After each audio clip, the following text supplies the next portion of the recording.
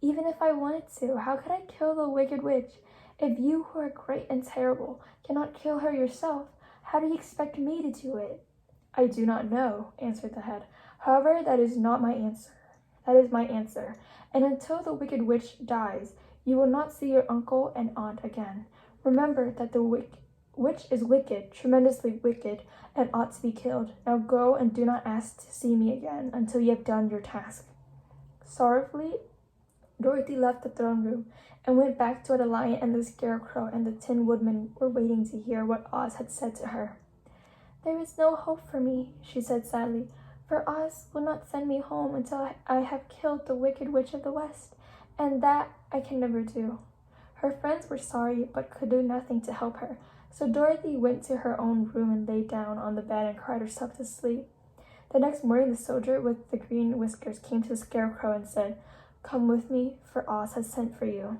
So the Scarecrow followed him and was admitted into the great throne room, where he saw sitting on the emerald throne the most lovely lady. She was dressed in green silk gauze and wore upon her glowing green locks a crown of jewels. Growing from her shoulders were wings, gorgeous in color and so light that they fluttered if the slightest breath of air reached them.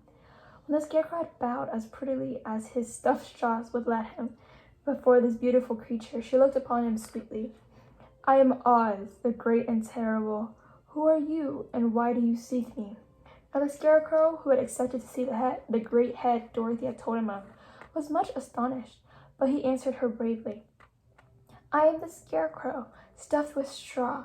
Therefore I have no brains, and I come to you praying that you will put brains in my head instead of straws, so that I may become as much a man as any other in your dominions." "Why should I do this for you?" asked the lady. "Because you are wise and powerful, and no one else can help me," answered the Scarecrow. "I never grant favors without some return," said Oz, "but this much I will promise. If you will kill for me the Wicked Witch of the West, I will bestow upon you a great many brains, and such good brains that you will be the wisest man in all the land of Oz." "I thought you asked Dorothy to kill the witch," said the Scarecrow in surprise. "So I did. I don't care who kills her, but until she is dead, I will not grant your wish. Now go and do not seek me again until you have earned the brains you so greatly desired." The Scarecrow went sorrowfully back to his friends and told them what Oz had said, and Dorothy was surprised to find the great wizard was not a head, as she had seen him, but a lovely lady. "All the same," said the Scarecrow, "she needs a heart as much as the Tin Woodman." On the next morning the soldier with the green whiskers came to the Tin Woodman and said, "Oz has sent for you. Follow me." So the Tin Woodman followed him and came to the great throne room. He did not know whether he would find Oz a lovely lady or a head, but he hoped it would be a lovely lady. "For," he said to himself, "if it is the head, I am sure I will not be given a heart, since a head has no heart of its own, and therefore cannot feel for me. But if it is the lovely lady, I shall beg hard for a heart, for all the ladies are themselves said to be kind-hearted." But when the woodman entered the great throne room, he saw neither the head nor the lady, for Oz has taken the shape of a most terrible beast. It was merely as big as an elephant, and the green throne seemed hardly strong enough to hold his weight. The beast had a head like that of a rhinoceros, only there were 5 eyes on its face. There were 5 long arms growing out of its body, and also had 5 long, slim legs. Thick, woolly fur covered every part of it, and a more dreadful-looking monster could not be imagined. It was fortunate the Tin Woodman had no heart at that moment, for it would have beat loud and fast from terror. But being only tin, the Woodman was not at all afraid. "I am Oz, the great and terrible," spoke the beast, in a voice that was one great roar. "Who are you, and why do you seek me?" "I am a woodman and made of tin, therefore I have no heart and cannot love. I pray you to give me a heart, that I may be as other men are." "Why should I do this?" demanded the beast. "Because I ask of it, and you alone can grant my request," answered the woodman. Oz gave a low growl at this and said gruffly, "If you indeed desire a heart, you must earn it." "How?" asked the woodman. "Help Dorothy to kill the wicked witch of the West," replied the beast. "And when the witch is dead, come to me and I will give you the biggest and kindest and most loving heart in all the land of Oz." So the Tin Woodman was forced to return sorrowfully to his friends and tell them of the terrible beast he had seen. They all wondered greatly at the many forms the great wizard could take upon himself. "If he is a beast when I see him," said the lion, "I shall roar my loudest, and so frighten him that he will grant all I ask. And if he is a lovely lady, I shall pretend to spring upon her, and so compel her to do my bidding. And if he is the great head, he will be at my mercy, for I will roll his head all around the room until he promises to give us what we desire. So be of good cheer, my friends, for all will yet be well."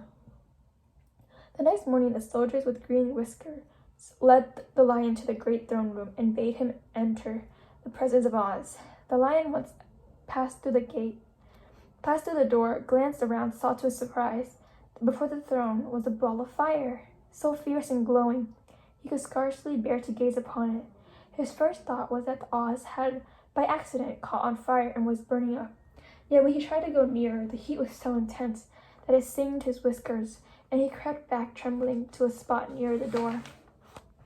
Then a low, quiet voice came from the ball of fire, and these were the words it spoke.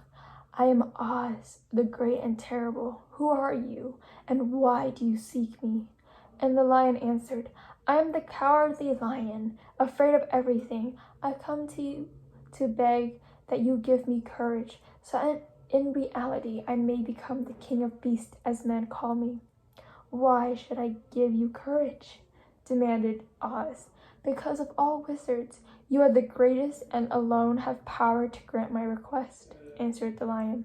The ball of fire burned fiercely for a time, and the voice said, "Bring me proof that the wicked witch is dead, and that moment I will give you courage. But as long as the witch lives, you must remain a coward." The lion was angry at this speech, but could say nothing in reply, and while he stood silently gazing at the ball of fire, it became so furiously hot that he turned tail and rushed from the room. He was glad to find his friends waiting for him and told them of his terrible interview with the wizard. "What shall we do?" asked Dorothy sadly. "There is only one thing we can do," returned the lion, "and that is to go to the land of the Winkies, seek out the wicked witch, and destroy her." "But suppose we cannot?" said the girl.